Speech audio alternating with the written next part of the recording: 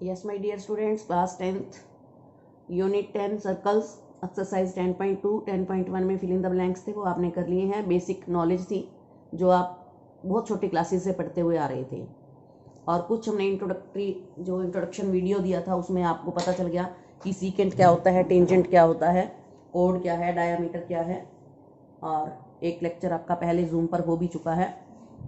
तो 10.2 का पहला क्वेश्चन क्या है? From a point Q the length of the tangent to a circle is 24। ये एक सर्कल ड्रा किया हमने, Q हमने एक्सटीरियर पॉइंट ले लिया, बाहर एक पॉइंट ले लिया, वहाँ से जो टेंजेंट है QP उसकी लेंथ है 24 centimetre, and the distance of Q from the centre, जो Q का डिस्टेंस है सेंटर से, that is 25। Find the radius, तो OP जो है वो रेडियस अपने को निकालना है। प्यारे बच्चों, पहले आपका MCQ बहुत सारे आते थे पेपर में, बट अब पैटर्न चेंज हुआ है। MCQ नहीं आएंगे, MCQ बहुत कम आएगा, आपको 1 मार्क के क्वेश्चन आएंगे जिसको आपको एक्सप्लेन करना होगा। सो मैं कोई भी क्वेश्चन ऐसा नहीं छोड़ूंगी कि जिसमें आपको ज़्यादा दिक्कत आए, तो एक्सप्लेन हमने सीखना है और पेपर में भी अपने को एक्सप्लेन करना पड़ेगा। तो क्या है, we know radius and the tangent are always perpendicular to each other. ये कंसेप्ट हर सम में लगना है कि जो ये रेडियस है और ये टेंजेंट है, जहाँ दोनों मिलते हैं, रेडियस का एंड पॉइंट और टेंजेंट, ये इस पॉइंट से जो टेंजेंट जाती है, ये पॉइंट, ये एक दूसरे पर राइट एंगल होते हैं।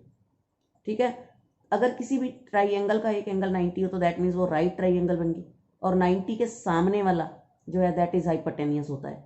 ठीक है, तो ये बेस हो जाएगा, ये परपेंडिकुलर, पाइथागोरियन लगाओ और यहाँ से आप OP निकाल दो, और OP है 7। अब हम ऑप्शंस में देख लेते हैं कि 7 कहाँ आता है, A पर। तो प्यारे बच्चों, आपको एक्सप्लेन करना आना चाहिए, एक एक नंबर वाले सम में भी आपको सारे एक्सप्लेन करने हैं। उसके बाद आता है हमारा question number 2। In this given figure, if TP and TQ are two tangents of the circle with centre O, POQ angle is 110 given, we have to find PTQ। This is very easy, because concept वही है, we know at the point of contact radius and tangents are always perpendicular to each other। तो इससे angle 1 भी 90 हो गया, angle 2 भी, क्योंकि P भी पॉइंट ऑफ कांटेक्ट है और Q भी, तो ये दोनों 90 हो गए, 110 गिवन है, मीन्स 3 एंगल्स जो है एक क्वाड्रिलेटरल के अपने को पता चल गए। तो 4th एंगल जो है वो by angle sum property of a quadrilateral you can find, and answer is 70 degree. ऊपर देखो तो जो B ऑप्शन है that is the correct answer. Next है question number 3। If tangents PA and PB from a point P to a circle with centre O are inclined to each other at an angle of 80 degree, कि PA और PB 2 tangents हैं, ये दोनों आपस में 80 degree का angle बनाती हैं। We have to find POA। पिछले सम में और इस सम में क्या है, उसमें PO को ज्वाइन नहीं किया हुआ था, अब की बार POA कह रहा है, तो मीन्स हाफ एंगल कह रहा है, इसका हाफ एंगल निकाल लो।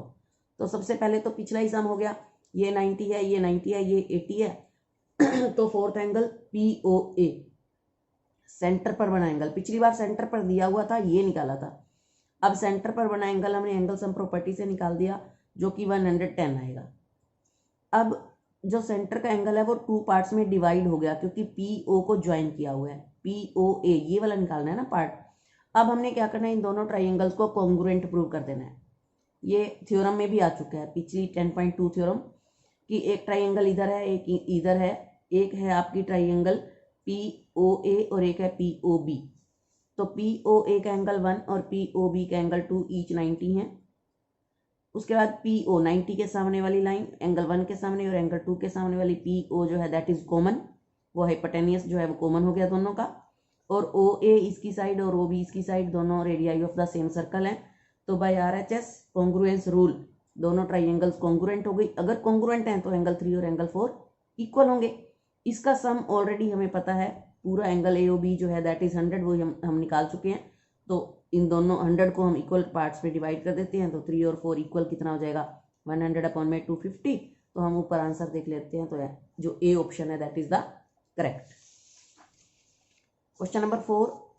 Prove that the tangents drawn at the ends of the diameter of a circle are parallel, कि जो एक सर्कल का डायामीटर है उसके एंड पॉइंट्स से अगर हम टू टेंजेंट्स ड्रा करते हैं तो हमने प्रूव करनी है कि वो पैरेलल हैं। बिल्कुल कुछ भी नहीं है, वही कंसेप्ट बार बार मैं लगाई जा रही हूँ। A circle with centre O in which A B is the diameter, X Y and P Q are its tangents. हमने प्रूव करना है कि ये पैरेलल हैं। We know at the point of contact radius and tangents are always perpendicular to each other.